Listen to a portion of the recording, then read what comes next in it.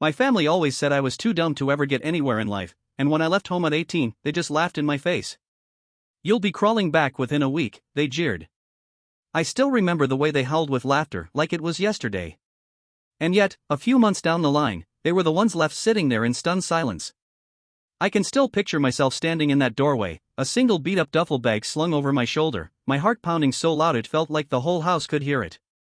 My old man just leaned back in his chair, grinning and shaking his head like I was the biggest fool he'd ever seen. Mom sat there smirking, casually sipping her coffee like she already knew how this story was gonna end. And then there was my big brother, always the first to pile on. He laughed so hard he nearly rolled right off the couch. "You'll be back in a week," he managed to choke out between fits of laughter, wiping tears from his eyes. Mom didn't miss a beat either. "A week," she scoffed. "Give him 3 days before he's blowing up our phone, begging to come home." I swallowed the lump in my throat, trying like hell not to show how bad it stung. My whole life, they'd hammered it into my head that I was worthless, too stupid, too soft, too much of a screw-up to survive on my own. Every time I dared to dream about something better, they laughed me out of the room. Every little effort I made was treated like some pathetic joke. But right then and there, standing on that threshold, I promised myself I'd prove them wrong. "Good luck out there," my father added, his voice dripping with smug sarcasm. "You won't make it." I didn't give him the satisfaction of a reply. I just turned on my heel, stepped out into the night, and kept walking without once looking back. The cold slapped me across the face the moment I left the porch, and the strap of my bag cut into my shoulder with every step. I didn't have a car. I didn't have a dime saved up. Any money I had scraped together from odd jobs had somehow always found its way into the family's pockets. No job lined up. No apartment waiting. No backup plan. But I had one thing I'd never had before: freedom. For the first time ever, I wasn't trapped under their roof, listening to their endless jabs about how I was a nobody. That single thought gave me just enough strength to keep moving, even though I didn't have a clue where I was headed. I hopped on a bus headed to the next town over, blowing the last of my cash on the ticket. It was a quiet ride, just me, a half-asleep old man, and a woman who looked about as worn out as I felt, staring blankly out the window.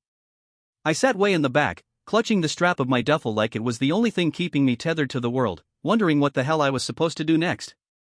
I didn't have any buddies I could crash with. My parents had made sure of that, controlling every part of my life, so I never got too close to anyone. No relatives either. Anyone who might have cared had already cut ties with my family a long time ago, sick of their selfishness and nasty ways. When I got off the bus, it felt like I was stepping into another world, a town I barely recognized, with nothing but the clothes on my back. I walked until I stumbled across a battered old motel, its neon sign flickering in the dark, rooms $25 a night. It was dirt cheap compared to most places, but even that was more than I could afford for long. I scraped together what little cash I had left, paid for a night, and collapsed onto a lumpy, creaky bed, staring up at a ceiling stained with old watermarks, wondering what tomorrow was gonna look like. Reality didn't just hit me, it slammed into me like a freight train. I was out there with nothing but the clothes on my back and a heart full of stubbornness. No backup plan. No safety net. And honestly, that's exactly what they were banking on.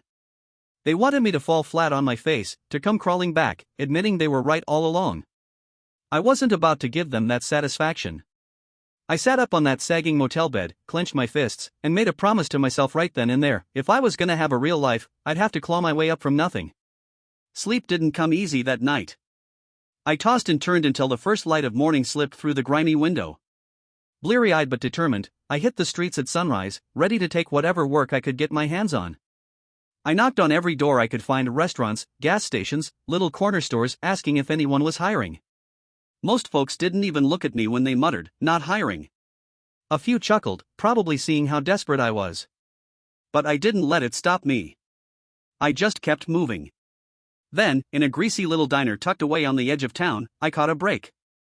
The owner, Carl, gave me a once-over when I asked for work. "Got any experience?" he grunted. "No, sir," I said. "But I'll do anything. Wash dishes, mop floors, take out trash. I just need a shot." Carl sighed like he already regretted it but said, "You willing to start now?" "Yes, sir." And just like that, I had my first real job. It was rough, minimum wage, long hours, and not a shred of respect from half the customers. But none of that mattered to me. Every dollar I earned was one more reason to never look back. I stayed at the motel as long as my money stretched, and when it ran dry, I moved into the cheapest apartment I could find, a cramped little box crawling with roaches, walls peeling like old scabs, and a heater that wheezed more than it worked. It wasn't much. Hell, it was barely livable. But it was mine. Day after day blurred together, long shifts, aching feet, the stink of grease in clothes that never felt clean no matter how many times I washed them. The money was pitiful, but I made every cent count. No eating out. No splurges. Nothing wasted. Then one night, walking back from a late shift with my head down and my muscles screaming, my phone buzzed. It barely ever rang, so I fished it out of my pocket, heart dropping when I saw the name on the screen.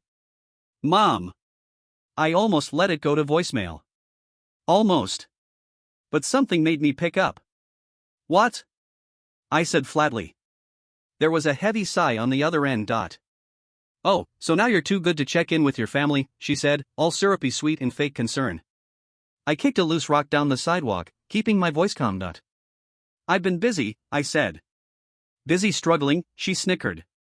It's been what, a month? You gotta be starving by now. I stayed quiet. You know, she went on, your father said you wouldn't last a week. Bet you're digging through trash cans already. I could hear the laughter in her voice, like the thought of me suffering was the best entertainment she'd had in years.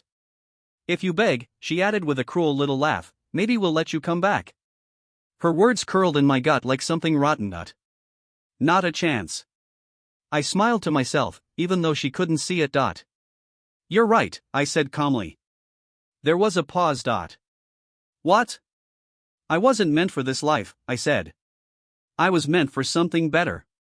And then I hung up. Just like that. That phone call lit a fire in me I didn't even know I had. I picked up every extra shift I could get. Saved every penny. Lived off instant noodles and stale bread if I had to. But I knew busting tables forever wasn't the dream. I needed a real plan, a real way out. So, I started teaching myself. I borrowed worn-out textbooks from the library. I stayed up late in that freezing little apartment, watching free tutorials online, scribbling down notes until my fingers cramped. I learned everything I could: programming, business, finance. No college degree. No fancy connections. Just raw, stubborn grit. Months passed. Slowly, things started clicking. One night, after another endless shift, I sat down with my crappy old laptop balanced on a cracked milk crate and looked at my savings. It wasn't much. But it was enough to gamble on myself. I launched my first online store that night, custom phone cases. Cheap to make, good profit margin. I designed them with free software, found a manufacturer to print them, and used every last spare dollar to run ads. The first few weeks? Brutal. No sales. No clicks. Nothing. But I didn't give up. I studied everything: how to run ads, how to write product descriptions, how to actually get people to care. I tweaked and adjusted, stubborn as hell. Then one day, bam, my first sale. Then another. And another. It wasn't a gold rush, but it was proof. Proof that I could do it. I reinvested every penny.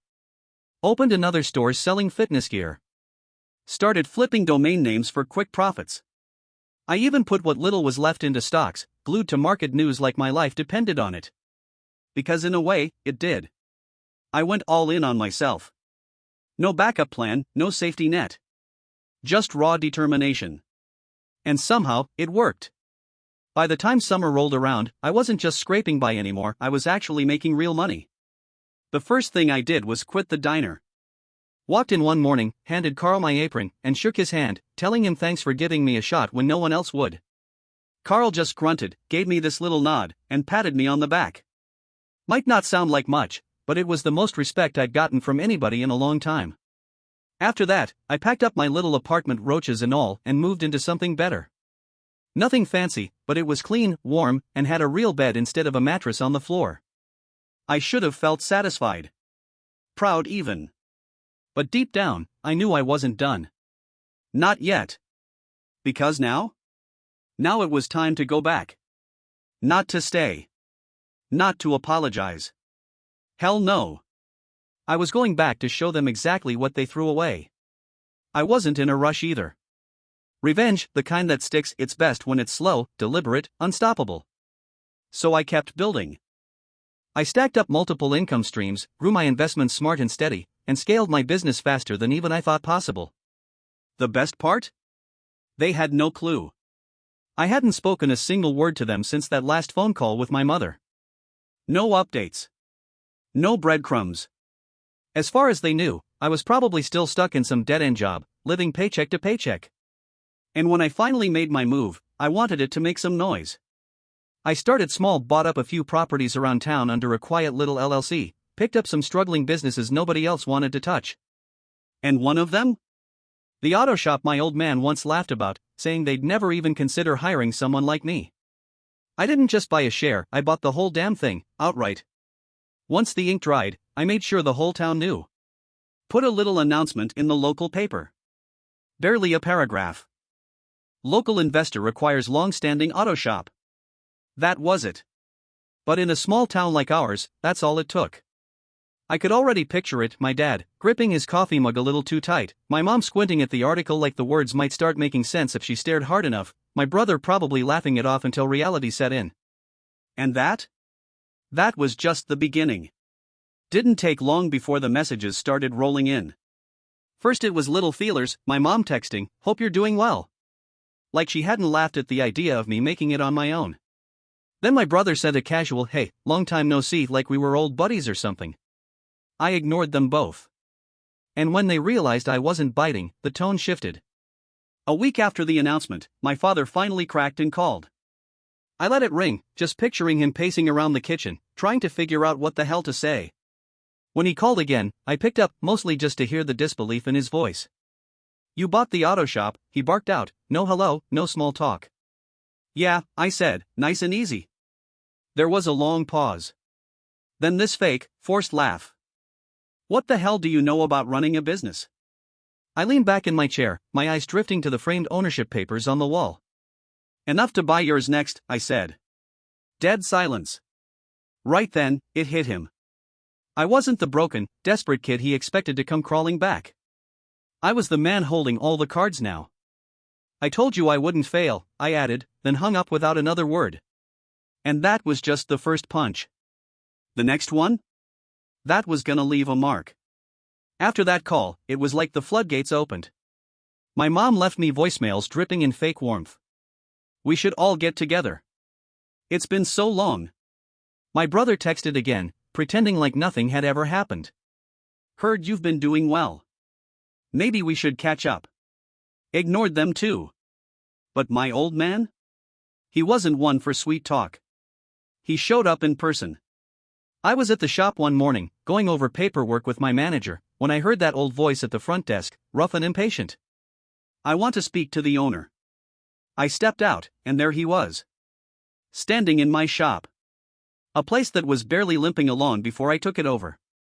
Now. New equipment. Fresh marketing. Actual customers. Profits were up. Reputation was growing. The whole town was talking about it. He looked around, probably trying to wrap his head around how I pulled it off. When he finally turned to me, his face was tight, his eyes heavy with something that looked a lot like regret. "You got lucky," he muttered. I smiled, calm as ever. "No. I worked." He let out a sharp breath, like he wanted to argue but couldn't find the words. "So what now?" he snapped. "You just ignore your family?" I raised an eyebrow. "Funny. You weren't too worried about family when you were betting I'd end up crawling home." His jaw clenched. "That's not." I cut him off. "What do you want?" For a second, he hesitated. Just a blink. But I saw it. The crack in his armor. He wasn't here to congratulate me. He wasn't proud. He was desperate.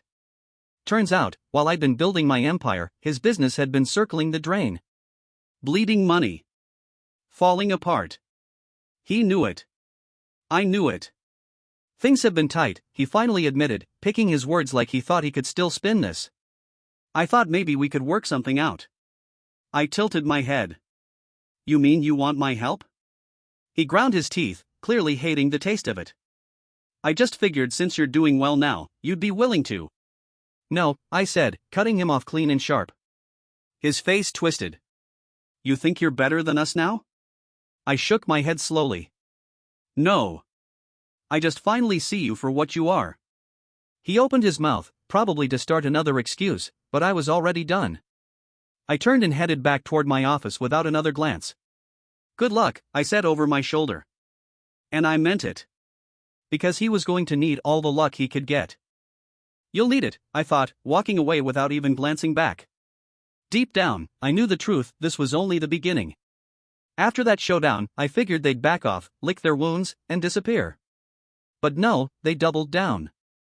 When my dad realized I wasn't going to save him, my mother swooped in next. She started calling, texting, even popping into the shop one afternoon, laying on the fake concern real thick. We just want to talk, she said, her voice all soft and sugary. We're still family. Family. I almost laughed in her face. Where was that family when they were laughing at me? Where was that family when they told me I was too dumb to make anything of myself? But I stayed patient. I wasn't just playing defense anymore, I was setting up the final move. See, while they were busy scrambling, I was busy making moves they couldn't even see coming. My father's business, the pride of his entire identity, was barely breathing. And I was the one holding the pillow. I made an offer, through another LLC, to buy the building his company was renting. The owner had been itching to sell for months, and my cash offer? He snatched it up without thinking twice. The moment those papers were signed, I struck. Sent my father the eviction notice myself. No frills, no wiggle room, 30 days to get out. No discussions. No mercy. Took about 2 days for him to storm into my office, red as a tomato and twice as angry. He slammed the notice down on my desk, his hands shaking. You think this is funny? He snapped. I leaned back in my chair, calm as a summer morning. I think it's business. You don't understand what you're doing. His voice cracked a little. I could see the panic creeping in. You're ruining me. I smiled slow and easy. Now you know how it feels. And for the first time in my whole life, I saw something I never thought I'd see in my father's eyes: fear. Not anger. Not pride. Fear. He wasn't the one holding the cards anymore. I was. I stood up, looking him square in the eye. I told you I'd never come crawling back. Then I walked right past him, leaving him there with nothing but that eviction letter and the wreckage of his own making. I figured that would be it, he'd finally get the message and slink off into whatever hole pride lets you hide in. But I underestimated just how deep his pride ran. About a week later, my brother called. Hadn't heard a peep from him for months, not when I was busting my ass to build something. But now he suddenly cared. Look, man, he started, voice way too friendly to be real. I know things have been rough, but this is Dad we're talking about. You can't just take everything from him. I raised an eyebrow, even though he couldn't see it. Everything? Yeah, he said, like I was the villain in some sob story. The business is all he's got. Just give him more time. I let out a slow, steady breath. They still didn't get it. I'm not giving him anything, I said, my voice low and cold, the same way he never gave me anything. There was a long pause. Then my brother, sounding smaller now, muttered, Mom's worried about him. That almost made me laugh out loud. Worried? About the man who spent his life making sure I knew I was worthless? Not my problem. You're serious? He asked, his voice tightened, desperate now. You're really gonna let him lose everything? Yes. Because that's what he deserved. Plain and simple. My brother sighed, clearly realizing he was hitting a brick wall. You know what? You've changed, man. Success went to your head. I smiled to myself. No. I just finally stopped being your doormat. And I hung up. But I wasn't done yet. If they thought I was gonna stop at kicking my father out of his building, they didn't know me at all.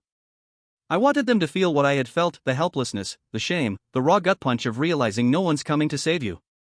So I went for the kill. I reached out to some investors who had been circling my father's business for a while, waiting for it to finally collapse. I made them a deal they couldn't refuse. I'd help them acquire everything left. 2 weeks later, it was done. The business, the name, the legacy, all swallowed up. When the news broke, the town exploded with gossip. Some people shook their heads, feeling sorry for him. Others called it karma. Me? I kept my mouth shut. I didn't need to gloat. Until my phone rang. Middle of the night. My father's name glowing on the screen. For a second, I thought about ignoring it. Let him stew. But curiosity got the better of me, and I picked up.